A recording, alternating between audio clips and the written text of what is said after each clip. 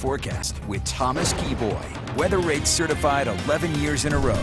All right, and back here at home, switching gears, let's chat weather. Yeah, and we're going to be turning up the heat, Thomas. Yeah, it's going to be getting quite toasty by the end of this work week. But in the meantime, we're actually going to get some pretty nice weather for tonight and into tomorrow as well, as we have the moisture that we've seen in eastern Utah this afternoon and this evening now start to move away into Colorado. High pressure will be settling in.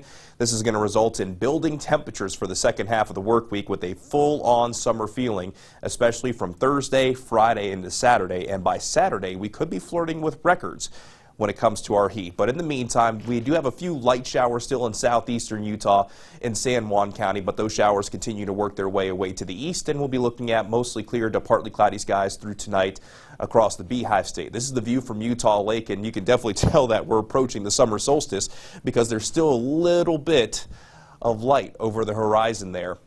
As the days continue to get longer and longer, we still have a couple of weeks for the days to continue to get longer and longer. Then at Red Cliffs Lodge in Moab, looking absolutely beautiful here, nice and quiet, and you can already see a few twinkling stars over my shoulder as well. So southeastern Utah, after seeing stormy skies earlier, those stormy skies are now beginning to move away. Tonight we'll be on the comfortable side in northern Utah. We'll see an overnight low dropping into the low and mid-50s along the Wasatch Front. Logan will be dropping to 46, so for your Tuesday morning you might want that extra layer, maybe just a sweater. But tomorrow afternoon we'll see a daytime high of 77 in Logan, low 80s along the Wasatch Front. That's just a little bit above average. But by the time you get down into southeastern Utah, it will definitely be feeling like summertime with daytime highs in the middle 90s in Moab and Bluff.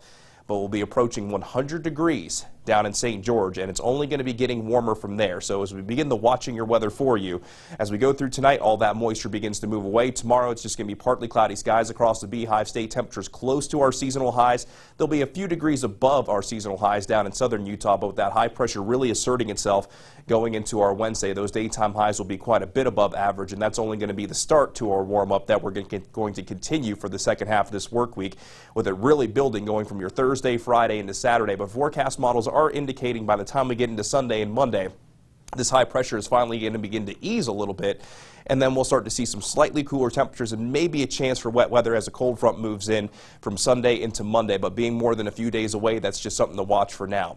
Here's the high temperature trend in Salt Lake City. Tomorrow, again, going to be close to our average. Then Wednesday, Thursday, Friday, and Saturday, temperatures are going to be well above average. And on Saturday, with a daytime high that could break into the upper 90s, we'll be flirting with record highs. The record high on Saturday, 98 degrees. We haven't gotten to 95 degrees yet, and normally the first 95-degree day in Salt Lake City is on June 26th. So we would be ahead of schedule if we are able to achieve that, which I think that we will at least get above 95 degrees within the next handful of days, and we'll see about the 100-degree mark, but with upper 90s being a possibility, can't potentially rule that out. But speaking of 100 degrees, and St. George will be close to that tomorrow, but then daytime highs will likely be at or above the century mark Wednesday, Thursday, Friday, Saturday, and into Sunday as well.